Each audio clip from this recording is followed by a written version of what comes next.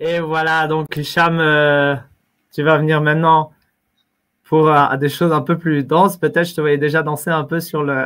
Ouais, sur bah, la- j'aimais bien, attends. Voilà.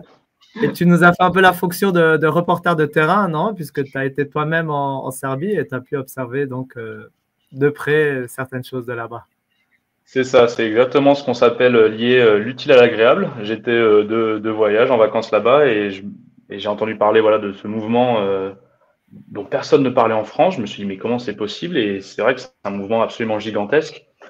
Juste à Belgrade, donc ce 15 mars, week-end dernier, il y avait alors les estimations les plus basses du gouvernement disent 100 000, les estimations les plus optimistes disent 1 600 000, mais globalement ça va entre 300 000, 500 000, 800 000, 1 million de personnes. Donc voilà, des centaines de milliers de personnes réunies à Belgrade. Les images sont vraiment impressionnantes. Là, j'en ai pas à vous diffuser, mais je partagerai dans le chat différents comptes à suivre Instagram où là vous pourrez voir des images qui sont vraiment, voilà, encore une fois, en plus c'est de nuit avec des lumières, donc on se rend compte de la ferveur populaire.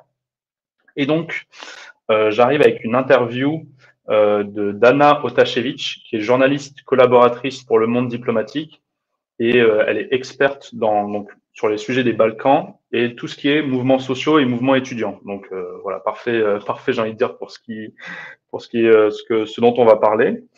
L'interview totale dure 58 minutes, ce qui est quand même assez long. C'est aussi très intéressant, mais donc on a fait le choix de diffuser seulement la seconde partie de l'interview qui se concentre plus sur le mouvement social en lui-même, sur ce qu'il génère chez la population, euh, sur ce que ce mouvement porte, sur comment il a évolué et éventuelles perspectives. Parce que la deuxième partie se comprend plutôt bien d'elle-même. Et la première partie qui sera diffusée dans quelques jours sur la chaîne NFP, pensez à vous abonner, parle plutôt du contexte historique et de la géopolitique de la Serbie. Du coup, pour être sûr qu'on comprenne bien, je vais donner quelques éléments de contexte. Mais avant cela, j'ai une chose importante à dire, c'est que Anna Otašević est francophone, mais n'est pas française native.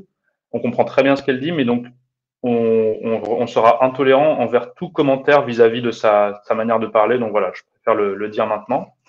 C'est vraiment un honneur pour nous d'avoir quelqu'un qui, parmi les personnalités francophones, il n'y a pas grand monde, enfin ça va se compter sur les doigts d'une main, les personnes qui connaissent aussi bien cette région et qui sont francophones. Du coup, quelques points, deux, trois points à savoir avant de lancer l'interview. Le président actuel de la Serbie est Aleksandar Vučić. Il est à la tête du parti progressiste serbe. Le nom est trompeur parce qu'en fait, c'est un nationaliste d'extrême droite. Mais dans ce régime, les mots ne veulent plus dire grand-chose, hélas. Il faut savoir que la Serbie est candidate à l'adhésion à l'Union européenne depuis 2009 et que bien que le pouvoir serbe ait reculé en termes de conditions, c'est-à-dire que la lutte contre la corruption s'est empirée, il n'y a vraiment pas eu d'amélioration de ce point de vue-là, donc parce qu'il y a quand même un certain nombre de critères pour entrer dans l'Union européenne.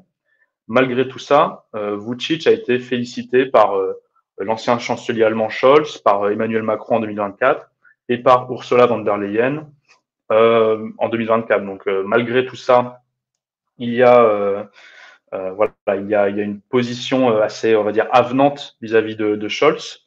On en parle plus en détail dans la première partie qui sera diffusée dans quelques jours.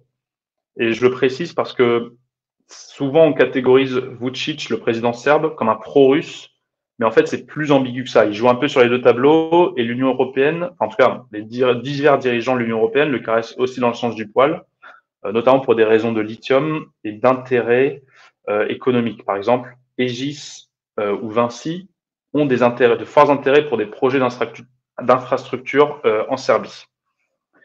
Voilà, donc je précise ça parce que Anna va en parler donc dans l'interview, mais c'est un mouvement. Petite précision, notre député Frédéric Petit était en Serbie, non? Et avait un gros intérêt justement l'élargissement de l'Union européenne pour la Serbie, effectivement. Exactement, le député de la circonscription des Français de l'étranger, donc notre circonscription, l'Allemagne et tous les pays d'Europe du centre et Balkans, hors Grèce, et Modem, et voilà, et caresse dans le sens du poil un dictateur qu'il est censé combattre au quotidien d'après ses propos. Et voilà, donc ce mouvement, Anna va le préciser, c'est un mouvement qui n'est ni pro-russe, ni pro-UE, parce que justement, c'est un mouvement qui est déçu de la manière dont les pays de l'UE le traitent. Voilà, j'ai suffisamment parlé. J'ai donné tous les éléments, je pense, nécessaires avant le début de l'interview. N'hésitez pas à à utiliser le chat. J'y serai. Je vais partager quelques liens et je pourrai répondre à votre question soit à l'écrit, soit après l'interview très rapidement. Et juste dernier point, voilà la main rouge. Je l'ai mise pas assez haute, mais c'est le symbole donc de soutien. C'est un symbole international de soutien donc pour la manifestation, pour le mouvement social, qui vise à dire de manière internationale, on dénonce les criminels qui ont du sang sur les mains. Donc ça vaut pour la Serbie, car il y a eu 15 morts par l'écroulement d'une gare qui a lancé ce mouvement. Ça vaut pour la Palestine, pour le Congo, pour l'Ukraine, etc. Donc voilà, merci pour ce petit prélude, et je vous souhaite une bonne interview qui dure 28 minutes. Merci beaucoup, Hicham. C'est parti pour l'interview. Dans leur mouvement. Oui.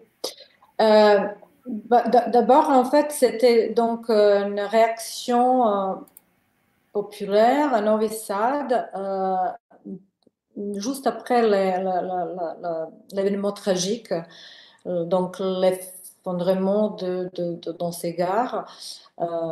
Et donc, c'était la population de Novi Sad qui s'est manifestée, qui est sortie dans les rues, qui a montré sa colère.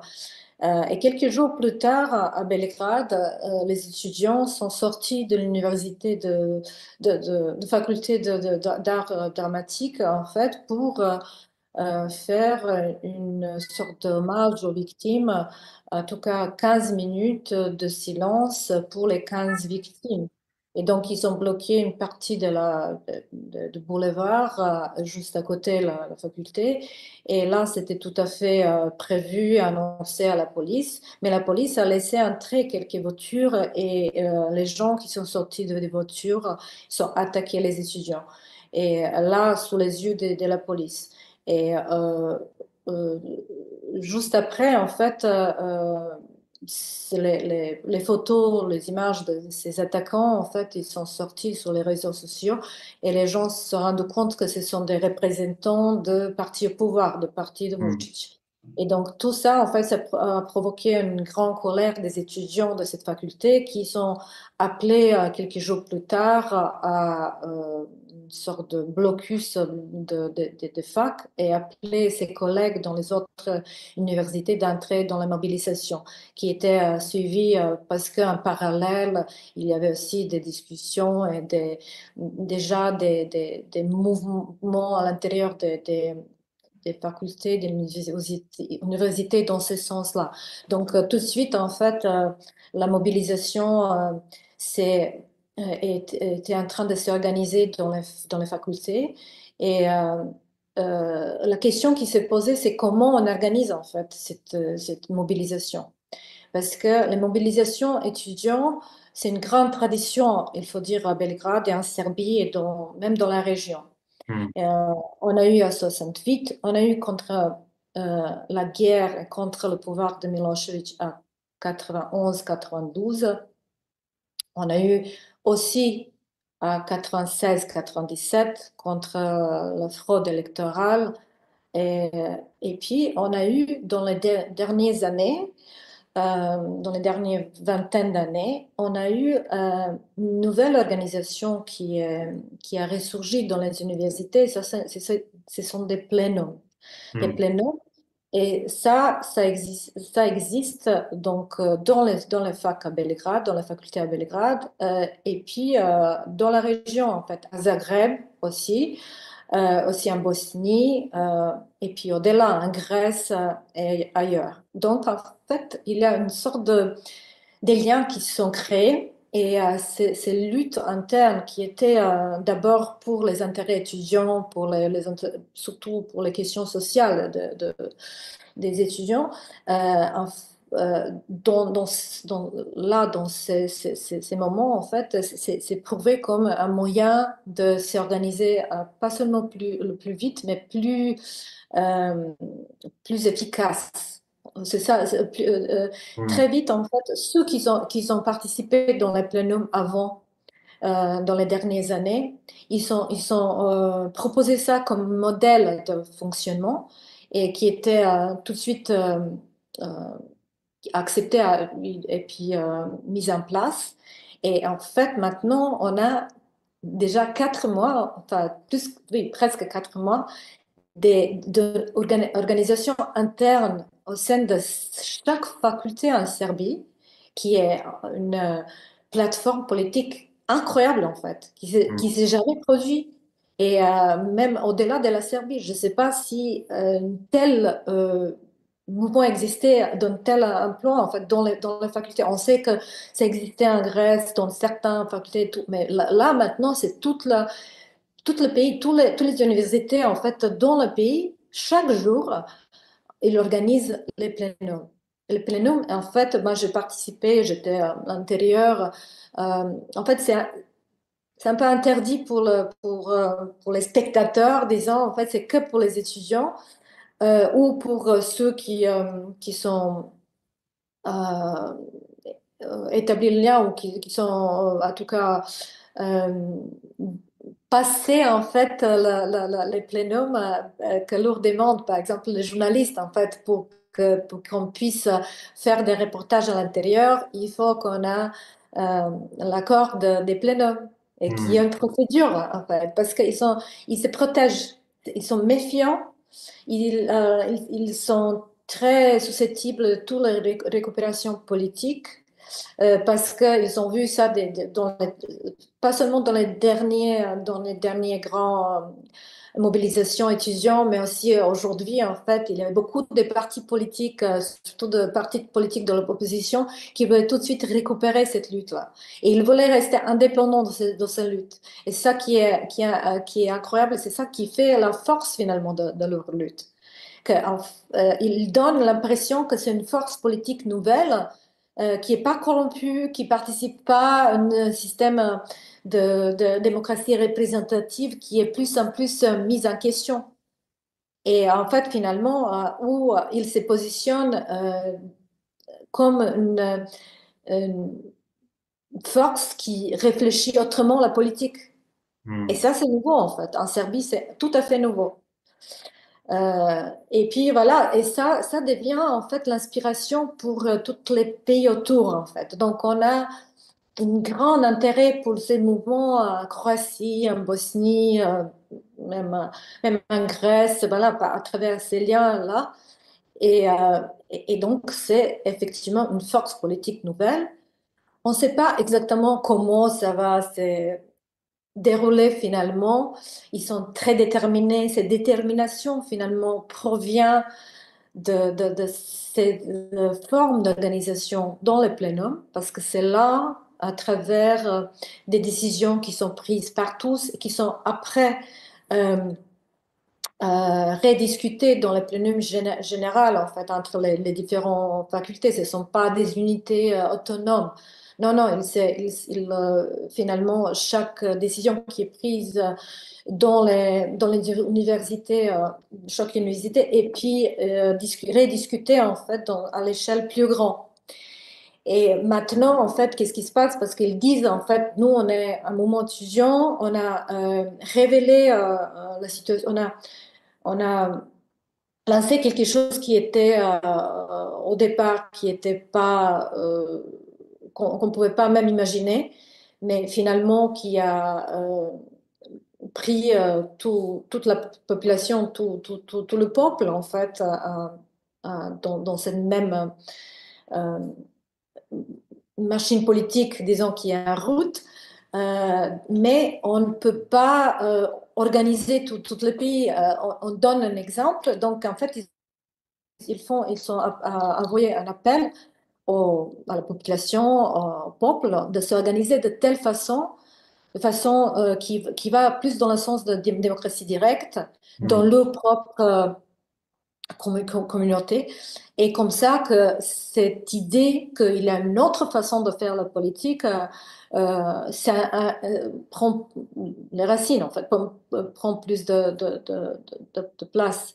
Et c'est ça qui est intéressant. Donc, c'est-à-dire, en fait, on a un espoir politique dans les conditions qui sont très défavorables euh, pour la population, qui est donc sur une prise de pouvoir.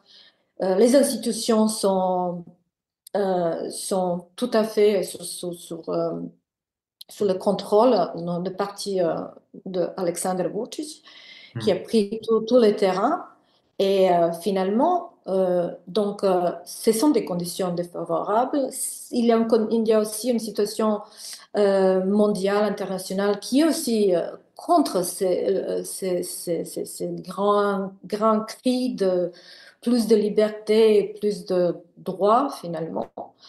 Mais malgré tout ça, il montre que c'est possible, en fait, que l'organisation euh, euh, peut se faire sous la base d'une grande euh, solidarité qui s'est produite et que, en fait, cet esprit de solidarité est,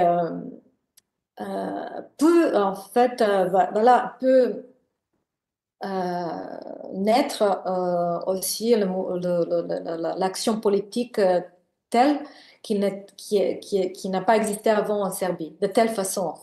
Là, on parle des plénums de démocratie directe qui est devenu qui s'est montré très efficace. Pourquoi efficace? Parce que dans ces plénums, ils ont commencé d'organiser ces marches à travers le pays et que toutes ces expériences qui sont récupérées en traversant le pays et en parlant avec les gens qui les ont attendus avec beaucoup d'espoir, des larmes. Il y avait vraiment une émotion énorme qui s'est déclenchée. Encore une fois, jamais vu en Serbie. Que les gens pleurent, ils rient, enfin, ils ont finalement le sourire en fait.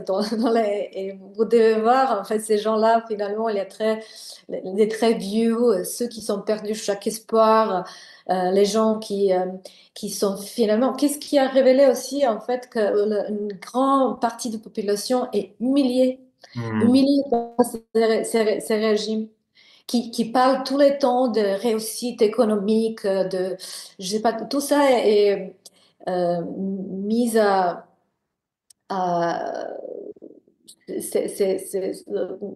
mis en question dans ces consultations de façon très euh, finalement humoristique. Il y a une grande présence d'une humeur, mais très, très saine, mais qui démasque finalement tout ce qui était dit par ces sbires des régimes ou par le président même, en fait, voilà, qui parle, qui donne l'impression d'un pays qui, les gens qui vivent là-bas ne va pas. Donc, en fait, si à la télévision, on parle des réussites économiques énormes de la Serbie dans les dernières années, bah, à travers ces marches-là, on a vu que comment la population vit et comment ils sont humiliés et comment ces discours, finalement, est détaché par la réalité du pays. Et c'est ça la grande réussite de ces moments. Et voilà, à côté, cette idée qu'il faut trouver d'autres moyens de faire la politique, il faut aller vers la population. Si on n'a pas d'autres moyens, si on n'a pas de médias, parce que les médias sont aussi très contrôlés, et donc, qu'est-ce qu'on fait? Bah, on va les voir et on organise la lutte autrement dès la base, même si en fait le moment, comme je dis, en fait, d'abord la situation était dans les facs, quoi. Mais les choses qui sont réussies à faire, c'est de vraiment comprendre très vite que la pays les attend. Et la pays, même on a l'impression que ces gens-là, ils sont justement entendus en fait ces mots depuis de longtemps. Et c'est ça qu'ils disent en fait. Ils disent nous attendons nos enfants comme des libérateurs, comme voilà, comme les seuls qui nous donnent espoir. Voilà. Il y a beaucoup aussi il y a une certaine, bon, je veux dire pas naïveté, mais il y a une pureté d'émotions en fait, qui est aussi très touchant. Voilà. Et donc ça crée une ambiance assez promettant et euh, finalement, même si elle n'était pas très suivie, pas très comprise en Europe, euh, ou en tout cas dans les médias, à l'intérieur de cet espace qui n'est pas seulement la Serbie, mais l'espace balkanique, en fait, bah, oui, est assez suivi et même on peut s'attendre qu'il y avait d'autres mouvements similaires, ou en tout cas que ça sert comme l'inspiration. Parce que les questions qui se posent sont partout pareilles dans cette région-là. On a vu hier, voilà, ce week-end, en fait, l'information qu'en Macédoine, il y avait encore un cas qui est lié à la corruption, en fait, Hmm. un événement tragique dans une discothèque où 56 personnes jusqu'à maintenant, même plus, en fait, sont mortes dans un local qui n'a pas eu le permis voilà. Donc, en fait, il y a beaucoup de cas. On se rappelle des cas en Roumanie. Donc, toute cette région-là, ce sont des questions qui se posent et qui vont au-delà de la question de la corruption, qui vont vraiment jusqu'à, enfin, droit dans le centre pour dire qui nous représente, de, de quelle façon.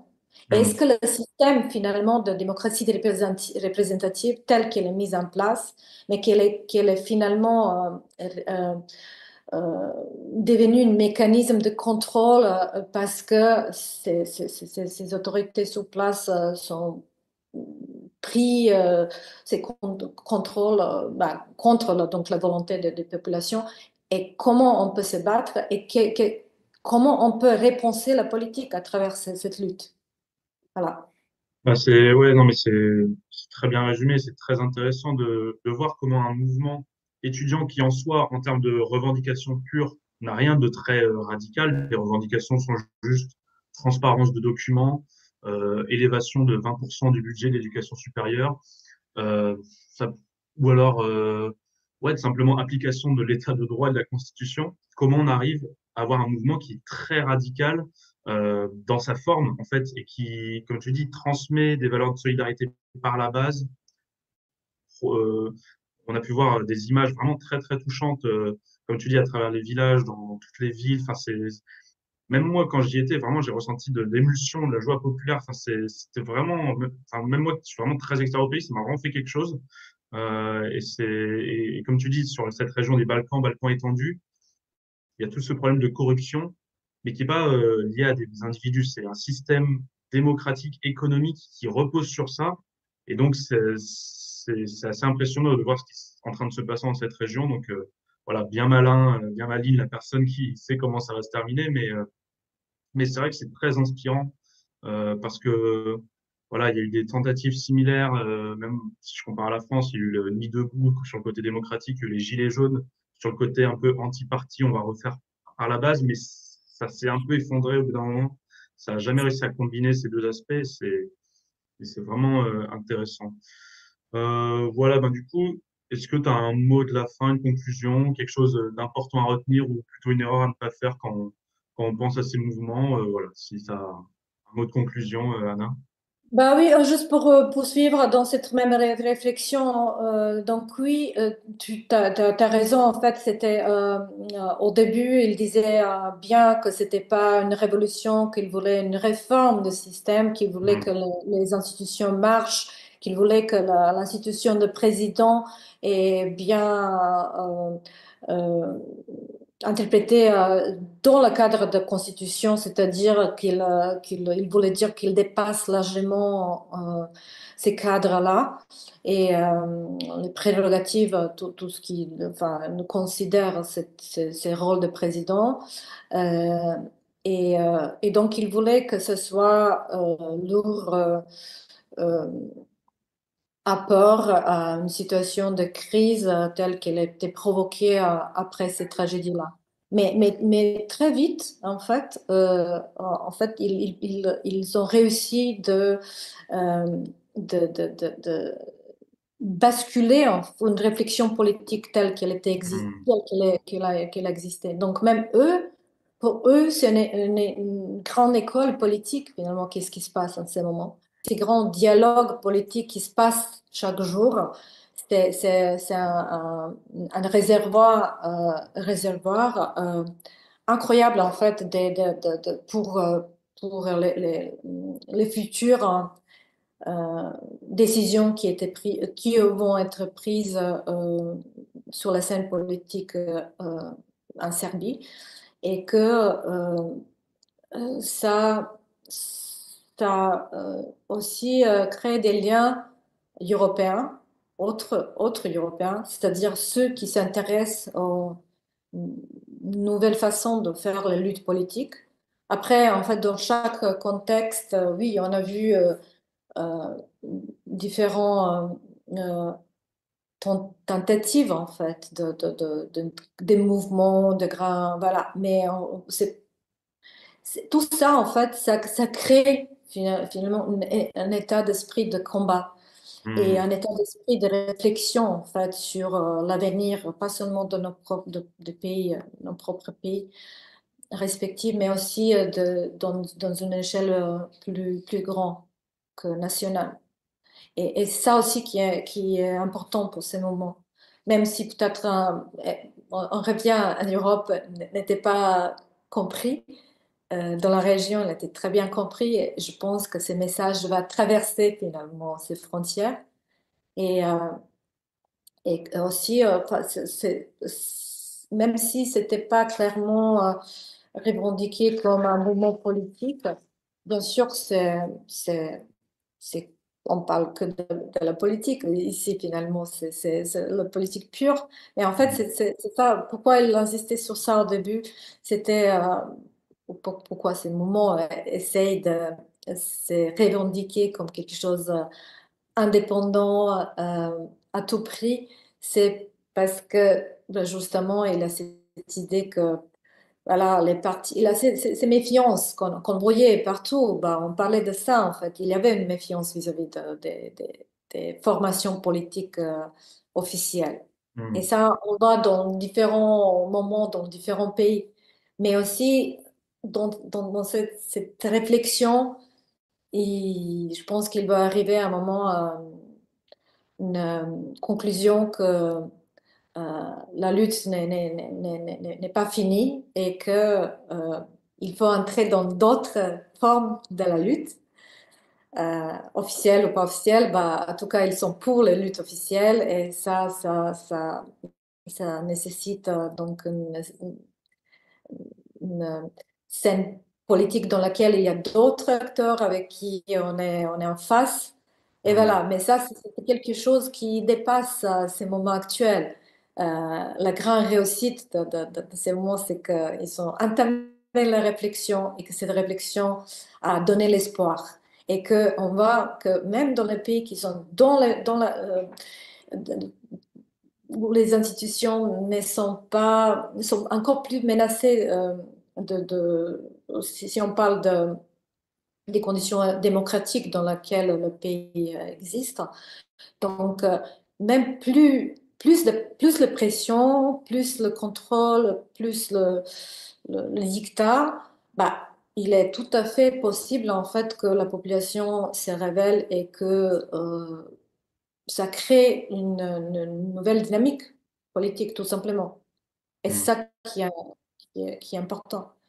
Et d'autres points qui étaient importants, c'est qu'on disait, donc il faut pas vraiment voir ces mouvements ni pro-occidental, ni pro-l'Est, ni pro-l'Ouest. Non, c'est quelque chose de très autonome et très autochtone et qui est bien sûr ouvert au dialogue avec tous, mais qui a compris. Et ça c'est la grande différence avec le mouvement avant, dans les années 90, où il y avait un énorme espoir vis-à-vis de l'Europe, vis-à-vis de ses principes et tout, quand le pays était vraiment isolé sous les sanctions internationales les plus dures. Et les gens qui sont rébellés contre le régime de Milosevic, en fait, ils ont leur seule source d'espoir, c'était l'Europe et les valeurs européennes telles qu'ils sont. Et là, c'est différent. Là, ils ont compris qu'en fait, c'est eux-mêmes qu'il faut faire à l'intérieur, d'abord pour leur propre lien, parce que le danger vient pas seulement de l'intérieur, d'un système qui a pris beaucoup trop de pouvoir et de contrôle, mais aussi de l'extérieur, par les forces économiques ou politiques qui finalement écrasent les luttes de peuple et qui sont pas forcément dans leur intérêt, hein. Voilà. Et c'est ça qui est aussi pourquoi c'est ça aussi la puissance de ces moments. Pourquoi il est aussi suivi. Parce que voilà, ils sont montrés que c'est eux qui luttent pour leur propre pour les valeurs en fait qui sont importantes pour ces pays-là et qui sont tout à fait les valeurs de liberté, de l'indépendance, de justice sociale aussi. On ne parlait pas, et ces questions n'étaient pas très, très clairement indiquées, mais il est toujours là. Il est toujours là parce qu'en fait, c'est justement ce qu'on parle aussi, qu'est-ce qu'on a vu à travers ces grandes manifestations, c'est qu'il y a une grande injustice sociale et que ces mouvements aussi à donner l'espoir à ces couches sociales ou ces parties de population qui se sont humiliées,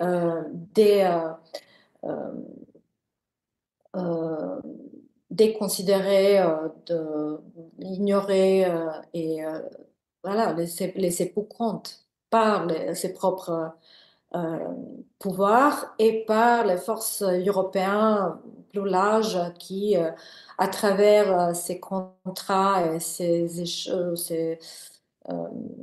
deals, finalement, en fait, vont contre leurs propres intérêts, contre finalement la vie quoi, de ces gens-là. Les gens qui contestent contre l'exploitation de leurs usines, de leurs terres et tout ça, en fait, qui se battent pas seulement contre un système ou contre oui, un système politique, mais pour l'existence, pour qu'il existe, quoi. Et c'est ça qui en va aussi dans ces moments parce que c'est aussi une convergence des luttes différentes, des luttes écologiques, des luttes sociales, voilà, des luttes contre quelque chose qui est plus en plus aperçu comme une position semi-coloniale.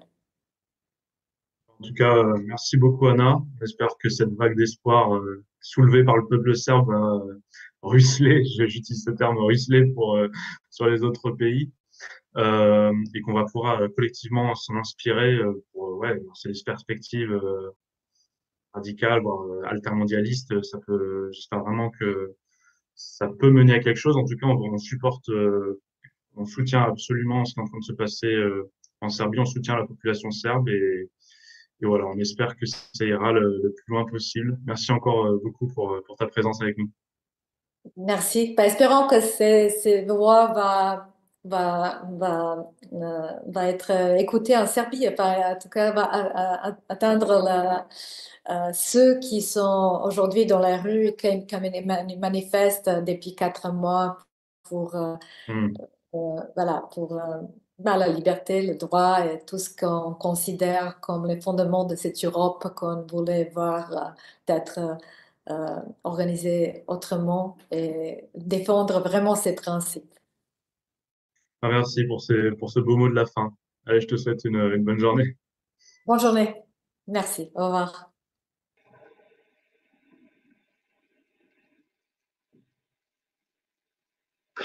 Bon voilà, Mathias, t'es mute. Ah, ça c'est ma tradition. Ah, c'est vraiment une chance d'avoir quelqu'un comme ça dans cette région, vraiment qui est, ouais, je dirais qui est particulière, non? Parce qu'elle a vraiment son histoire en Europe. Enfin, elle a vraiment sa particularité. Elle n'a pas suivi même du temps de la guerre froide, non? Elle avait sa propre voie, puis après, et elle a encore entre guillemets d'une certaine façon sa propre voie, même si c'est pas toujours une voie très très glorieuse. Mais quand même, et qui est très peu connu de notre côté. Est-ce que... Ouais, pardon, ouais. Non, je voulais juste savoir si tu avais envie d'un tout petit peu compléter ou donner envie sur le reste de l'interview de mentionner un peu. Oui, bien sûr. Alors déjà, merci à toutes les personnes qui ont regardé. J'ai partagé 2 liens Instagram de groupe. Donc ça, c'est des liens Instagram de groupes d'étudiants. C'est différentes facs ou des trucs plus généraux qui partagent voilà, des vidéos. Bon, il y a des photos. Bon, il y a parfois du contenu en serbe. Bon courage pour traduire, mais au moins vous avez un peu les visuels, vous voyez un peu ce qu'il se passe. Et ouais, en effet, la Serbie est souvent la catégorise pro-russe, mais c'est plus anti-OTAN vu que c'est un pays qui s'est fait bombarder en 99. Donc c'est pas pro-russe, c'est vraiment des gens qui sont traumatisés parce que même des gens que j'ai rencontrés là-bas, c'est voilà, toute personne qui avait plus de 25 ans là-bas, même plus de 30 ans on va dire, se souvient de ces bombardements-là. Enfin, c'est des choses vraiment horribles. D'où le symbole de la main rouge que je précise à nouveau, qui parle voilà de ces situations qu'on voit partout dans le monde. Et ce qu'elle a dit, c'est très intéressant sur le fait que toute cette région des Balkans, il se passe vraiment quelque chose, que ce soit en Bulgarie, en Grèce, en Bosnie, dans le Monténégro. Il y a des mouvements sociaux ou du blocage institutionnel, ça dépend, mais il y a des choses qui se passent. C'est des pays qui subissent la corruption, qui sortent du bloc de l'Est, de l'ex-Yougoslavie, ou proche en tout cas. Donc voilà, il y a vraiment quelque chose qui est en train de se passer et voilà, comme dit, j'espère que qui n'était pas le bloc de l'Est, hein, la Yougoslavie, justement, c'était... Non, je veux dire qui était un bloc communiste, pardon. Ça, justement, c'était un bloc non aligné, mais qui était communiste, pardon, je voulais dire bloc communiste. Exactement. Voilà, qui est sous Tito. Mais bien sûr, oui, exactement, c'est cette voie particulière qui n'était pas le bloc de l'Est, bloc communiste, pardon. Voilà, donc c'était... voilà, donc voilà, c'est tout ce que j'ai à dire. Et la première partie parle plus d'histoire et de géopolitique, et ensuite il y aura l'interview en entier de 58 minutes qui arrivera. Effectivement, pour la guerre, juste, c'est terrible, non? Parce que pour nous, c'est loin derrière, mais en plus des traumatismes vécus, je crois qu'il y a encore une contamination terrible à l'uranium à cause des bombes utilisées par l'OTAN. Il y a des bombes à uranium, des gens qui meurent de cancer encore aujourd'hui à cause de ce qu'il fait. Donc, pour nous, c'est du passé, c'est plus dans nos médias. Ça fait partie de l'histoire, mais là-bas, voilà, c'est encore très, très présent. C'est pour ça que, d'ailleurs, c'est peut-être un dernier mot quand même sur ça, mais c'est pour ça que les Serbes se sentent traités, et sont peut-être même d'ailleurs traités comme des sous-européens, parce que des phrases un peu insidieuses comme ça, l'Europe c'est la paix, eux ils disent d'accord, on n'est même pas de l'Europe pour vous en fait. La Yougoslavie ne fait pas partie de l'Europe. Si on dit l'Europe c'est la paix, la Yougoslavie ne fait pas partie de l'Europe. C'est comme ça que les Serbes le perçoivent et pas que les Serbes. Donc il y a vraiment ce côté, on est des sous-européens, on se fait maltraiter. Donc voilà, c'est parfois faire attention avec les phrases qu'on utilise. Dans l'autre phrase, c'était l'invasion de l'Ukraine. C'est la première fois qu'il y a la guerre en Europe depuis la Deuxième Guerre mondiale. Et voilà, c'est exactement ça. Il y a eu d'autres peuples quand même qui sont. Et en effet, la souffrance d'un peuple ne s'arrête pas à l'arrêt des bombardements. Le cessez-le-feu même dans la vision des. Voilà, je vais pas parler. On a déjà passé du temps, mais la vision de ce peuple est vue comme un peuple génocidaire par essence, quoi, et quasiment. Et c'est peut-être aussi ce qui est en train de se passer dans d'autres régions du monde, notamment en Israël. Il faut faire toujours très attention à ça, parce qu'il y a des restes derrière, quoi. Même du côté, on va dire, de l'agresseur, qui finit parfois par se faire agresser, il y a des restes et ça génère des tensions sur du très long terme, sur plusieurs décennies, plusieurs générations. Donc voilà, c'est un point très important et on va continuer à produire du contenu sur ce qui se passe dans les Balkans, en tout cas.